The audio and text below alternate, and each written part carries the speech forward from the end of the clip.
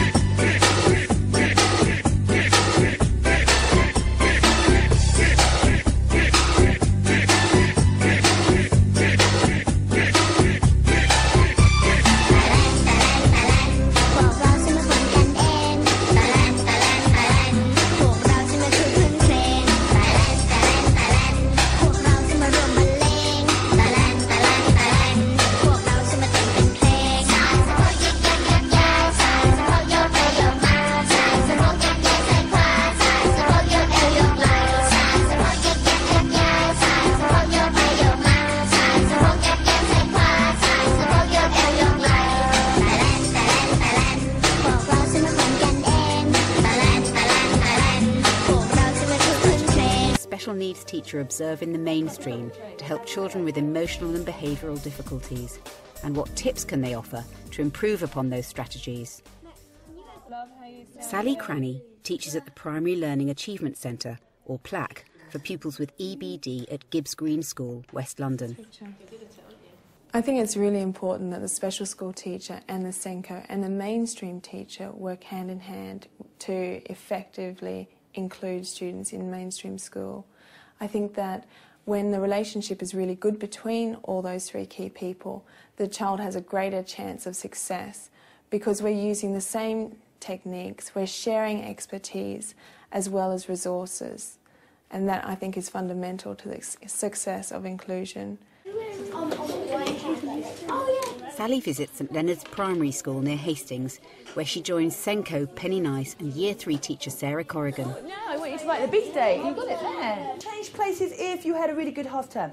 The children in Sarah's class are of mixed ability and 14 of them are on the SEN register. So if you were outside on the playground, you're playing football and you're playing with your friends, what kind of tone are you using then? Are you angry? Are you talking really softly? How does your voice change?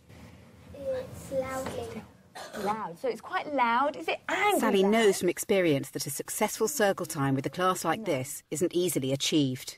I can see in your circle you have numerous kids with behavioural difficulties, yet they were very safe and supported and behaved brilliantly then. How do you build an environment where circle time can work really effectively?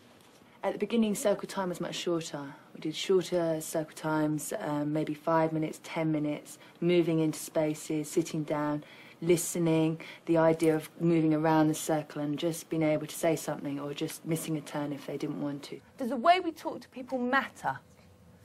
Brooklyn? Well, it depends on,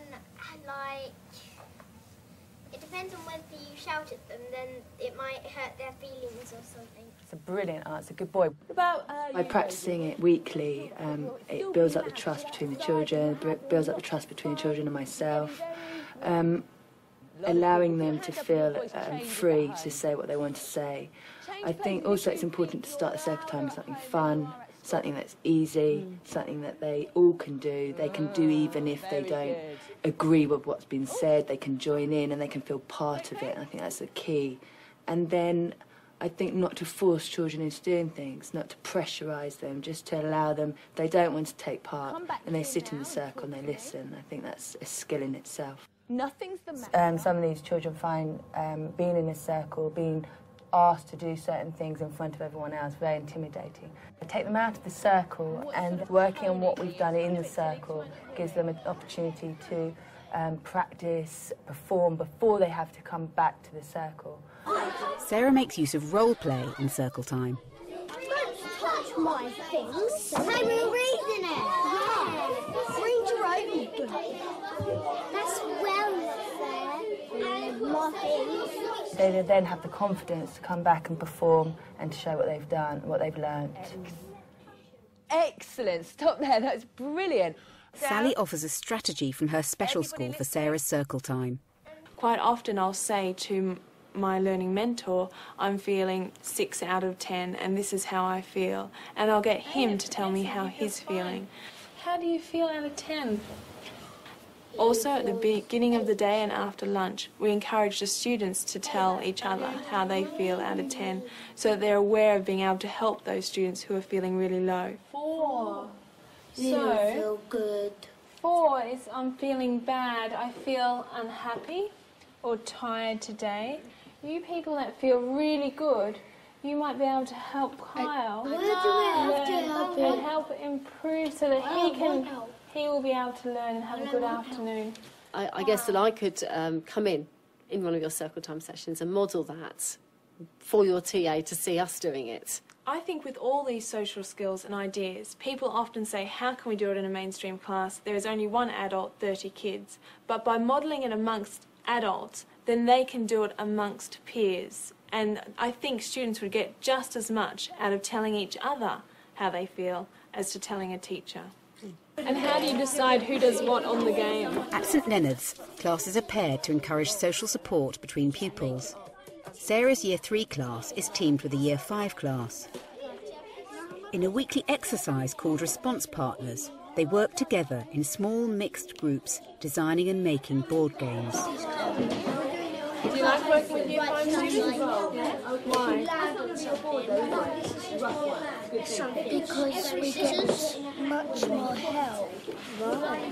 I thought the Response Partner exercise was a fantastic activity and really successful. Watching the students, several skills that I saw them demonstrate were cooperation, speaking and listening skills, teamwork, leadership. These sorts of skills are vital to develop and they're doing it naturally. Is there any bigger paper? What I would suggest is to really big up those skills and say, this team has got great cooperation at the moment.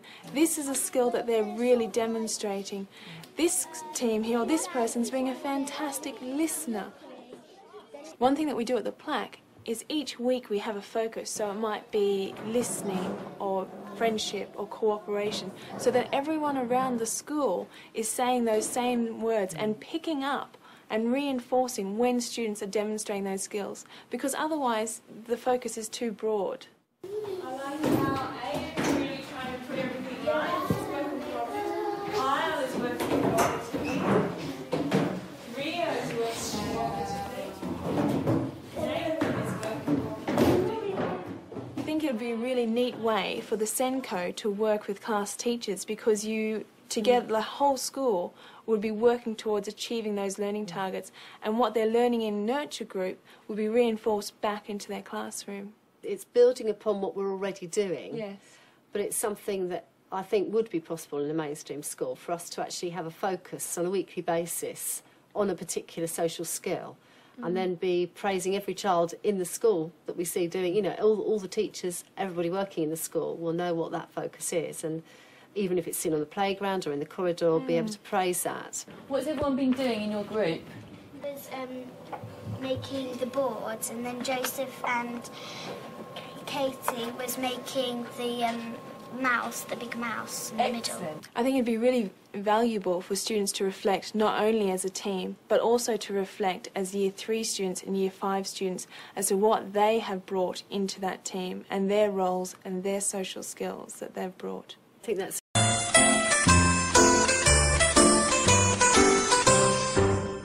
พวกเราจงชูมือขึ้นมาและตบพร้อมกันพวกเราจงชูมือขึ้นมาและตบอีกทีตบกี่ทีก็ดังดีๆเพราะว่าสามัคคีมีคนเดียวก็คงไม่ดังเท่ากับช่วยกันพวกเราจงลุกขึ้นมายืนและเหยียดพร้อมกันพวกเราจงลุกขึ้นมายืนและเหยียด